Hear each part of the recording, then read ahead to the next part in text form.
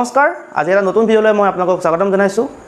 আজি ভিডিঅ'টোত মই ক্ৰিকেটৰ কথা নহয় এটা স্কেমৰ কথা আলোচনা কৰিম। আজি মই যিটো স্কেমৰ কথা আপোনালোকৰ আগত ক'বলৈ ওলাইছোঁ এই স্কেমটোৱে এটা সময়ত গোটেই ভাৰতখন হিলাই দিছিল। কেৱল চৰকাৰ প্ৰশাসনেই নহয় সাধাৰণ জনতাকো এই স্কেমটোৱে বৰ বেয়াকৈ চুই গৈছিল। আৰু পষ্ট ইণ্ডিপেণ্ডেণ্ট ইৰাত হোৱা অৰ্থাৎ স্বাধীনতাৰ পিছত হোৱা এইটোৱে আছিল আটাইতকৈ ডাঙৰ স্কেম, যিটো স্কেমে এটা সময়ত বৈধতা লাভ কৰিবলৈ সক্ষম হৈছিলে। কি কাৰণে স্কেমটোৱে বৈধতা লাভ কৰিছিলে, এই স্কেমটো কি আছিলে আজি মই আপোনালোকৰ ভিডিঅ'টোত জনাম। এই স্কেমটো আছিলে ষ্টেম্প পেপাৰ স্কেম অৰ্থাৎ দলিল পত্ৰৰ এটা কেলেংকাৰী, যিটো কেলেংকাৰী 2003 চনতে ইয়াৰ যিটো ডাটা আছে সেই অনুসৰি প্ৰায় 22,000 কোটি টকাৰ এটা স্কেম হৈছিলে। আৰু এই স্কেমটো কোনো চৰকাৰী বিষয়া কৰ্মচাৰী বা ৰাজনৈতিক নেতাই কৰা নাছিলে, এজন সাধাৰণ ফল মূলৰ বেপাৰীয়ে এই গোটেই স্কেমটো কৰিছিলে।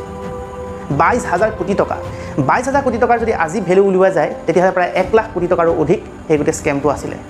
এই গোটেই স্কেমটো কৰিছিলে এজন তেনে সাধাৰণ ব্যক্তিয়ে, যিজন ব্যক্তিৰ পিতৃয়ে ৰেল বিভাগত এজন তেনেই সাধাৰণ নিম্নবৰ্গৰ কৰ্মচাৰী হিচাপে নিয়োজিত আছিলে। কিন্তু এদিন পিতৃৰ হঠাৎ বিয়োগৰ পিছত এই ব্যক্তিজনে সমগ্ৰ পৰিয়ালৰ দায়িত্ব ল'বলগীয়া হয়। ব্যক্তিজন আছিল আব্দুল কৰিম তেলগী। 1961 জন্ম হৈছিলে। এই আব্দুল কৰিম তেলগী সৰুৰে পৰা টকা পইচাৰ প্ৰতি যথেষ্ট মোহ আছিল, অতি কম সময়ৰ ভিতৰতে ধনী হ'বলৈ বিচাৰিছিল। আৰু তেওঁ পঢ়া শুনাৰ ক্ষেত্ৰত যথেষ্ট ৰাপ আছিল। দোকান পোহাৰ দি পৰিয়াল চলোৱাৰ লগতে তেওঁ বিকম ডিগ্ৰীও লাভ কৰিছিলে। ডিগ্ৰী লাভ কৰাৰ পিছত তেওঁ বিভিন্ন ইটো সিটো সৰু সুৰা কামত নিয়োজিত হৈছিল। কিন্তু তেওঁ অতি কম সময়ৰ ভিতৰতে ধনী হ'ব বিচাৰিছিলে, যিটো কাৰণে তেওঁ কামৰ সন্ধানত চৌদি আৰব গৈছিলে। চৌদি আৰবত গৈ তেওঁ যথেষ্ট টকা পইচা অৰ্জন কৰে আৰু এদিন তেওঁ ভাৰতলৈ ঘূৰি আহে। ভাৰতলৈ যেতিয়া ঘূৰি আহে তেওঁ এটা কথা অনুভৱ কৰিছে যে ভাৰতৰ বহুত মানুহ বিদেশলৈ যাব বিচাৰে আৰু বিদেশলৈ যাবলৈ প্ৰয়োজনীয় বিভিন্ন পাছপৰ্ট, ইমিগ্ৰেশ্যন চাৰ্টিফিকেট, ভিজা আদি বনাওঁতে যথেষ্ট সময় লাগে আৰু বহুতে ডকুমেণ্টৰ অভাৱত এইবিলাক বস্তু বনাই ল'ব নোৱাৰে, তথ্য পাতি সংগ্ৰহ কৰিব নোৱাৰে। ফলত আব্দুল কৰিম তেলগীয়ে এটা বুদ্ধি উলিয়ালে যে তেওঁ ভুৱাকৈ পাছপৰ্ট, ভিজা, ইমিগ্ৰেশ্যন চাৰ্টিফিকেট যোগান ধৰিব। তাৰ বিনিময়ত তেওঁ যথেষ্ট মোটা অংকৰ পইচা লৈছিলে। প্ৰথম অৱস্থাত তেওঁ ধৰা পৰা নাছিলে। তেওঁ বহুত দিনলৈকে এটা ট্ৰেভেল এজেঞ্চি খুলি বিদেশলৈ মানুহক অতি কম সময়ৰ ভিতৰতে ভুৱাকৈ পাছপৰ্ট, ভিজা, ইমিগ্ৰেশ্যন চাৰ্টিফিকেট আদি বিভিন্ন তথ্য পাতি সকলো যোগান ধৰিছিলে। কিন্তু কিমান দিনলৈ আৰক্ষীৰ পৰা বাচি থাকিব। এদিন তেওঁ পুলিচ প্ৰশাসনৰ ওচৰত ধৰা পৰে আৰু ধৰা পৰাৰ পিছত তেওঁক জেলত ভৰোৱা হয়। কিন্তু জেলত যেতিয়া আব্দুল কৰিম তেলগী আছিলে, আব্দুল কৰিম তেলগীয়ে তেতিয়াও কেনেকৈ জেলৰ পৰা ওলাই আকৌ বেছি পইচা উপাৰ্জন কৰিব সেইটো ধান্দাতে আছিলে। মানুহ জেলত গৈ সংশোধন হয়, কিন্তু আব্দুল কৰিম তেলগী জেললৈ যোৱাৰ পিছত আৰু বেছি চতুৰ হ'ল। জেলত থাকোঁতে তেওঁ এজন নতুন সংগী লগ পালে, নামটো আছিল ৰাম ৰতন সোণী, কলিকতাৰ এজন ব্যক্তি।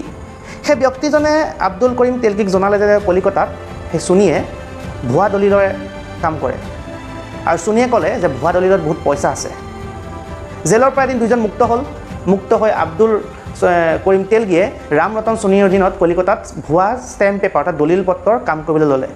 আৰু ভুৱাকৈ এই দলিল পত্ৰ বনাবলৈ লোৱাৰ পিছত আব্দুল কৰিম তেলগীয়ে গম পালে যে ভুৱা দলিলত বহুত টকা পইচা আছে। তেওঁ যিমান আশা কৰিছিলে তাতকৈ বেছি পইচা ভুৱা দলিলে তেওঁক দিছে। ইয়াৰ পিছত তেলগীয়ে ভুৱা দলিলৰ ব্যৱসায় আৰম্ভ কৰিলে আৰু এই ব্যৱসায়টো যাতে তেওঁ ধৰা নপৰে সেইকাৰণে তেওঁ চৰকাৰী লাইচেঞ্চো ল'লে দলিল বিক্ৰী কৰিবৰ কাৰণে। এই দলিল বিক্ৰী কৰি থাকোঁতে তেওঁ দলিলবিলাক ছপা কৰিবলৈ যথেষ্ট সংগ্ৰাম কৰিবলগীয়া হৈছিলে। সেইকাৰণে তেওঁ গম পালে যে এই মেচিনটো দলিল বনোৱা মেচিনটো বিদেশৰ পৰা ক্ৰয় কৰিবলৈ হ'লে যথেষ্ট টকা পইচাৰ প্ৰয়োজন হয় আৰু বাহিৰৰ পৰা কিবা এনেকুৱা ধৰণৰ মেচিন আহিলে হয়তো চৰকাৰৰ বা আৰক্ষীৰ নজৰতো পৰিব পাৰে। সেইকাৰণে তেওঁ খবৰ কৰি গম পালে যে চৰকাৰী প্ৰেছত এই দলিল বনোৱা মেচিনবিলাক যিবিলাক বেয়া হৈ যায় পুৰণি মেচিন, সেই মেচিনবিলাক নিলাম কৰি বেছি দিয়ে। গতিকে আব্দুল কৰিম তেলগীয়ে খবৰ কৰিলে কোনটো ফেক্টৰীত বা কোনটো ছপাশালত সেই মেচিনবিলাক বিক্ৰী কৰে, ক'ত পুৰণি হৈ মেচিন পৰি আছে, সেই গোটেই তথ্যবিলাক তেওঁ সংগ্ৰহ কৰিলে আৰু তথ্য সংগ্ৰহ কৰি চৰকাৰী বিভিন্ন প্ৰেছৰ পৰা পুৰণি বেয়া হৈ যোৱা এনেকুৱা দলিল বনোৱা মেচিনবিলাক ক্ৰয় কৰিবলৈ ল'লে। আৰু যদি কোনোবা এটা মেচিন বেয়া হোৱা নাছিলে প্ৰয়োজনতকৈ বেছি পইচা দি আব্দুল কৰিম তেলগীয়ে বিভিন্ন প্ৰিণ্টিঙৰ মেচিনবিলাক কিনিবলৈ ল'লে। আৰু দলিল পত্ৰত আমি জানো যে কাগজটো অলপ বেলেগ ধৰণৰ হয়, আমি সাধাৰণতে ব্যৱহাৰ কৰা কাগজবিলাকৰ দৰে নহয়, দলিলৰ কাগজখন অলপ বেলেগ হয়। গতিকে দলিল বনাবৰ বাবে প্ৰয়োজন হোৱা বিভিন্ন কাগজ অন্যান্য চিয়াঁহী আদি সকলো কি কৰিলে আব্দুল কৰিম তেলগীয়ে চৰকাৰী বিষয়াবিলাকক বহুত পইচা দি সেইবিলাক কিনিবলৈ ল'লে। কেতিয়াবা আব্দুল কৰিম তেলগীয়ে এনেকুৱা হৈছিলে যে ভাল হৈ থকা মেচিন এটাকো বেয়া বুলি ঘোষণা কৰি পেলাই বিক্ৰী দিবৰ কাৰণে আব্দুল কৰিম তেলগীয়ে চৰকাৰী প্ৰেছৰ মানুহক পইচা দি সেইবিলাক কিনি লৈছিলে। আৰু যেতিয়া মেচিনবিলাক কিনি ল'লে আব্দুল কৰিম তেলগীয়ে সীমাহীন পৰ্যায়ত এই গোটেই দলিলবিলাক প্ৰিণ্টিং কৰিবলৈ ল'লে। 1992 চনৰ পৰা 1997 চনমানলৈকে আব্দুল কৰিম তেলগীয়ে ভাৰতৰ বিভিন্ন স্থানত থকা দলিল পত্ৰ প্ৰিণ্টিং কৰা মেচিনবিলাক ক্ৰয় কৰি অজস্ৰ পৰ্যায়ত দলিল পেপাৰবিলাক প্ৰিণ্টিং কৰি বিলাবলৈ আৰম্ভ কৰিলে।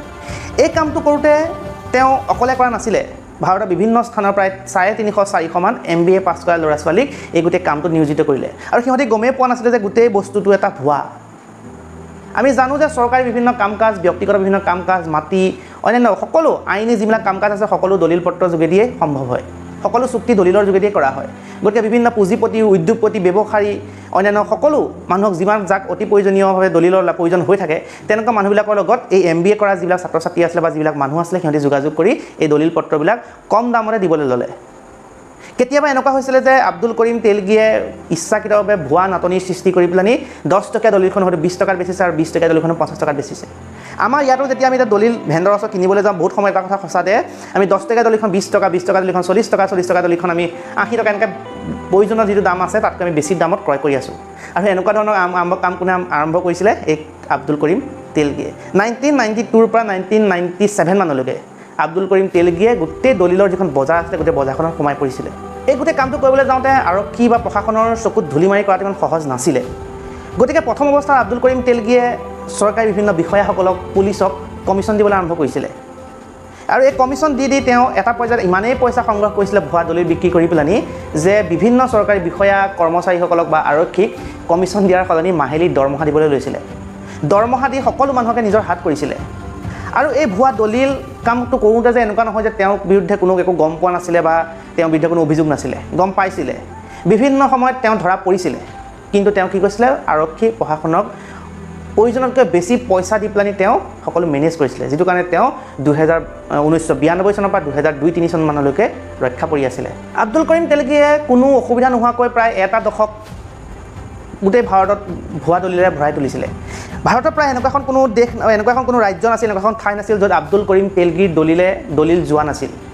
তেওঁ এনেকুৱা কৰিছিল যে চৰকাৰী দলিল যদি ক'ৰবাত গৈছে তেওঁ আগতীয়াকৈ খবৰ পাইছিল আৰু সেই চৰকাৰী দলিলখিনি তেওঁ ইচ্ছাকৃতভাৱে ভুল ঠিকনাত বা অন্য ঠাইত পঠাই পেলাই সেইখিনি লুকুৱাই দিছিলে আৰু সেইখিনি লুকুৱাই নিজৰ যিবিলাক ভুৱা দলিল আছে সেইখিনি গোটেই বজাৰত এৰি দিছিলে।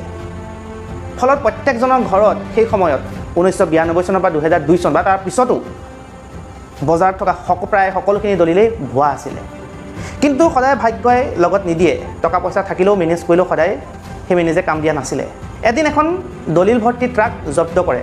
প্ৰথম বছৰ আৰক্ষীয়ে ভাবিবই পৰা নাছিলে, যে ভাবিছিলে এইখিনি আচল দলিলে হয়, হয়তো কোনোবা এটা স্থানলৈ প্ৰেৰণ কৰিছে। কিন্তু সোধা পোছা কৰোঁতে গম পোৱা গ'ল যে এই দলিলখিনি ভুৱা। আৰু ইটোৰ পিছত সিটো লিংক লগাওঁতে গম পোৱা গ'ল যে এই গোটেই ভুৱা দলিলৰ মাষ্টাৰমাইণ্ড হৈছে আব্দুল কৰিম তেলগী। আৰু আব্দুল কৰিম তেলগীয়েও ইয়াৰ পিছত গম পালে যে আৰক্ষী তেখেতৰ সন্ধানত আছে আৰু আব্দুল কৰিম তেলগী পুলিচৰ পৰা বাচি থাকিবৰ কাৰণে ভাৰতৰ বিভিন্ন স্থানত পলাই থাকিবলৈ ল'লে। আৰু অৱশেষত আজমল শ্বৰীফ দৰগাৰত আব্দুল কৰিম তেলগী ধৰা পৰে। কৰিম তেলগী যেতিয়া ধৰা পৰাৰ পিছত তেওঁৰ বিৰুদ্ধে যেতিয়া তদন্ত আৰম্ভ হয়, তেতিয়া তদন্তত তেখেতে যিখিনি কথা কয় সেইখিনি কথা শুনি আৰক্ষী প্ৰশাসনৰ চকু কপালত উঠিছিল। আৰক্ষী প্ৰশাসনে ভবাই নাছিল যে এনেকুৱা এটা পৰ্যায়ত আব্দুল কৰিম তেলগীৰ দৰে এজন সাধাৰণ মানুহে স্কেম কৰি থাকিব পাৰে। আব্দুল কৰিম তেলগীয়ে কৈছিলে যে তেওঁ কেনেকৈ বিভিন্ন প্ৰেছৰ পৰা এই মেচিনবিলাক ক্ৰয় কৰিছিল, কেনেকৈ ভাল মেচিন এটাও বেয়া বুলি কৈ ক্ৰয় কৰিছিল, কেনেকৈ চৰকাৰী বিষয়াসকলক মেনেজ কৰিছিল, কেনেকৈ ৰাজনৈতিক নেতাসকলক মেনেজ কৰিছিল, কেনেকৈ তেওঁলোকক কমিশ্যন দিছিল, কেনেকৈ দৰমহা দি পেলাই তেওঁলোকক লালিত পালিত কৰিছিল আৰু কেনেকৈ একদম কোনো অসুবিধা নোহোৱাকৈ গোটেই ভাৰতবৰ্ষত তেওঁ ভুৱা দলিলবিলাক বিয়পাই দিবলৈ সক্ষম হৈছিল। এই সকলো কথা তেওঁ কৈ দিছিলে। আটাইতকৈ ইণ্টাৰেষ্টিং কথা এটা যে আব্দুল কৰিম তেলগীয়ে বহুতো ৰাজনৈতিক নেতা, উচ্চপদস্থ বিষয়া নামো লৈছিলে, কিন্তু তেওঁলোকৰ বিৰুদ্ধে কোনোদিন তদন্ত নহ'ল। আব্দুল কৰিম তেলগীক সোধা পোছা কৰোঁতে তেওঁ সকলো কথা কৈ দিয়া নাছিলে। তেওঁ আৰক্ষীক যি ধৰণে সহযোগিতা কৰিব লাগিছিলে সেই ধৰণে কৰা নাছিলে। ফলত তেওঁ নাৰ্কো টেষ্ট কৰা হয় আৰু এই নাৰ্কো টেষ্টত কয় যে তেওঁ দেশখনৰ 18খন চহৰত প্ৰায় 100টামান বেংক একাউণ্ট আছিল আৰু গোটেই ভাৰততে অজস্ৰ তেওঁ ধন সম্পত্তি আছিল। তেওঁ এটা কথা কৈছিল যে তেওঁৰ ওচৰত কিমান পইচা আছে তেওঁ নাজানে, তেওঁ পইচা কোনোদিন হিচাপ কৰা নাছিলে। তেওঁ বস্তাত গোটেই টকাবিলাক ভৰাই ৰাখিছিলে আৰু বস্তাহে হিচাপ কৰিছিলে, এটা বস্তা, দুটা বস্তা, তিনিটা বস্তা এনেকৈ পইচা হিচাপ কৰিছিল। সেই বস্তাত কিমান পইচা আছে সেইটো তেওঁ কোনোদিন হিচাপ কৰা নাছিলে। তথাপি সেই সময়ত তদন্তকাৰী বিষয়াসকলে, CBI যিসকল বিষয়া আছিলে, আৰক্ষী যিসকল বিষয়া আছিলে, তেওঁলোকে সকলো তদন্ত কৰি গম পাইছিল প্ৰায় 22,000 কোটি টকাৰ মানে এটা স্কেম হ'ব পাৰে। কিন্তু সেই সময়ত অকল CBI বুলি নহয়, অন্যান্য যিবিলাক প্ৰতিষ্ঠান আছে তেওঁলোকেও গোটেই বস্তুটোৰ ওপৰত ধাৰাবাহিকভাৱে লিখা মেলা কৰিছিল আৰু তেওঁলোকে নিজাববীয়াকৈ তদন্ত কৰি অনুমান কৰিছিল যে হয়তো এই স্কেমটো সেই সময়তে 1 লাখ কোটি টকা মানৰ হ'ব পাৰে। কাৰণ আব্দুল কৰিম তেলগীয়ে নিজেই গম পোৱা নাছিলে যে ক'ত কিমান স্কেম কৰিছে, ক'ত কিমান টকা পইচা আছে তেওঁ নিজেও গম পোৱা নাছিলে। ইমানেই বেছি পইচা। আব্দুল কৰিম তেলগীৰ এই স্কেমটো ইমানেই বেছি ডাঙৰ আছিল যে আব্দুল কৰিম তেলগীক সহযোগিতা কৰা বা তেওঁৰ লগত কাম কৰা এজন কনিষ্টবল, যিজনৰ মাহিলী দৰমহা মাত্ৰ 9,000 টকা আছিল। আৰু সেই আৰক্ষী বিষয়াজনৰ বা সেই কনিষ্টবলজনৰ ওপৰত যেতিয়া তদন্ত আৰম্ভ কৰা হয়, তেওঁৰ ঘৰত প্ৰায় 100 কোটি টকাৰ সম্পত্তি উদ্ধাৰ হৈছিলে। এজন সাধাৰণ আৰক্ষী বিষয়া আন এজন বিষয়াৰ ঘৰত প্ৰায় 200 কোটি টকাৰ সম্পত্তি মজুত হৈছিলে, ধৰা পৰিছিলে। গতিকে এই সৰু সৰু এই যিসকল ব্যক্তি অকল সৰু সৰু লিংকমেন যাৰ সহায়কাৰী আছিলে বা আব্দুল কৰিম তেলগীক বিভিন্ন ইনফৰমেশ্যন দিছিলে এনেকুৱা যদি সৰু এজন কনিষ্টবলৰ ঘৰত বা আৰক্ষী বিষয়া এজনৰ ঘৰত যদি 100 কোটি 200 কোটি টকা উদ্ধাৰ হয় তেতিয়াহ'লে গোটেই স্কেমটোৰ মাষ্টাৰ মাইণ্ড আব্দুল কৰিম তেলগীৰ ঘৰত বা আব্দুল কৰিম তেলগীৰ কিমান সম্পত্তি আছিল সেইটো আপোনালোকে অনুমান কৰক এই স্কেমটো কিমান ডাঙৰ আছিল অনুমান কৰক তদন্তৰ পিছত ন্যায়ালয়ে আব্দুল কৰিম তেলগীক প্ৰায় 30 বছৰ কাৰাদণ্ডৰে শাস্তি প্ৰদান কৰিছিল আৰু 202 কোটি টকাৰ জৰিমনা বিহিছিল আব্দুল কৰিম তেলগীৰ 2017 চনত মৃত্যু হয় জেলত থকা অৱস্থাতে তেখেতৰ মৃত্যু হয় আৰু আব্দুল কৰিম তেলগীৰ যিজন অধিবক্তা আছিলে যিজনে তেখেতৰ হৈ পেলাই ন্যায়ালয়ত যুঁজ দিছিলে তেখেতে অভিযোগ কৰিছিল যে এই স্কেমটো তদন্তৰ কালত আব্দুল কৰিম তেলগীয়ে বিভিন্ন ৰাজনৈতিক নেতা আৰু বিষয়া আৰক্ষীৰ নাম লৈছিলে কিন্তু এই ব্যক্তিসকলৰ ওপৰত কোনোদিন তদন্ত নহ'লে আনকি এইসকল ব্যক্তি কোন আছিল সেয়াও চিনাক্ত নহ'লে গতিকে এই গোটেই স্কেমটোত ইচ্ছাকৃতভাৱে আব্দুল কৰিম তেলগীক ফচুৱাই পেলানিহে তেওঁক এনেধৰণে শাস্তি প্ৰদান কৰা হৈছিল তেওঁ অভিযোগ কৰিছিল আৰু আব্দুল কৰিম তেলগীৰ মৃত্যুৰ সময়ত তেখেতৰ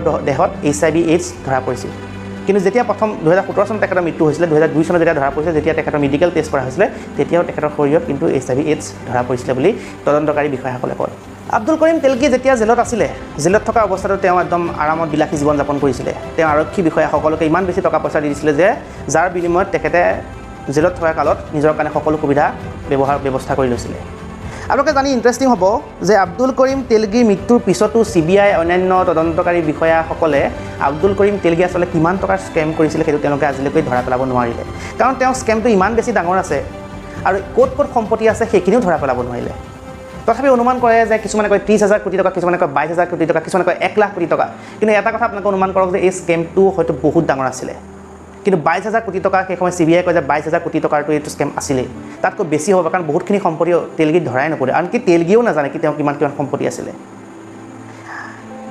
এই স্কেমটো যেতিয়া ধৰা পৰে তেতিয়া আৰু তেলগীৰ মৃত্যুৰ পিছতো চৰকাৰৰ কাৰণে বিভিন্ন অসুবিধা সৃষ্টি হৈছিলে যে ইমান ডাঙৰ এটা স্কেম হৈ গৈছে যদি এই গোটেই স্কেমটোক যদি অবৈধ বুলি ঘোষণা কৰা হয় তেতিয়াহ'লে যোৱা 1992 চনৰ পৰা 2001 চনলৈকে যিমানখিনি আইনী কাম কাজ এই দলিলৰ যোগেদি হৈছে তেতিয়াহ'লে সেই গোটেই কামখিনি কি হ'ব গোটেইখিনি অবৈধ যদি কৰি দিয়া হয় তেতিয়াহ'লে কাৰোবাৰ বিবাহেই নহ'ব কাৰণ মাটি বাৰী কাম কাজেও অবৈধ হ'ব চৰকাৰী বিভিন্ন কাম কাজ অবৈধ হ'ব ব্যৱসায়িক বিভিন্ন কাম কাজ অবৈধ হ'ব গতিকে উপায়হীন হৈ চৰকাৰে অৱশেষত এই গোটেই স্কেমটোক বৈধতা প্ৰদান কৰিলে আৰু সেই সময়ত ব্যৱহাৰ কৰা যদি কোনোবাই নকল দলিলো ব্যৱহাৰ কৰিছে তেতিয়াহ'লে সেই নকল দলিলখনকো বৈধ বুলি ঘোষণা কৰিলে গতিকে এইটো আছিলে এটা ডাঙৰ স্কেমৰ এটা আজি ভিডিঅ' আপোনালোকে চাই কেনেকুৱা পালে জনাব আৰু স্বাধীনোত্তৰ কালত সেই সময়ত হোৱা আটাইতকৈ ডাঙৰ স্কেমটোৱে আছিলে এই ষ্টেম্প পেপাৰ স্কেমটো যিটোক আমি দলিল পত্ৰ স্কেম বা কেলেংকাৰী বুলি ক'ব পাৰোঁ আব্দুল কৰিম তেলগী এজন সাধাৰণ ফল মূলৰ দোকানী যিজন দোকানীয়ে গোটেই স্কেমটো সংঘটিত কৰিছিল এই গোটেই স্কেমটোৰ ওপৰত এখন ৱেব ছিৰিজ আহি আছে আমি 2 বছৰমানৰ আগতে স্কেম 1992 চাইছিলোঁ শ্বেয়াৰ ষ্টক এটা ডাঙৰ স্কেমৰ কথা হৰ্ষদ মেহতা তাৰপিছত ছেপ্টেম্বৰ মাহত এই আব্দুল কৰিম তেলগীৰ ওপৰত এখন নতুন ছিৰিজ আহি আছে গতিকে আপোনালোকে চাব বাকী মোৰ ভিডিঅ'টো কেনেকুৱা পালে সেইটো আপোনালোকে ক'ব আৰু ভিডিঅ'টো লাইক কৰিব শ্বেয়াৰ কৰিব আৰু চবতকৈ মোৰ চেনেলটো ছাবস্ক্ৰাইব কৰিব ধন্যবাদ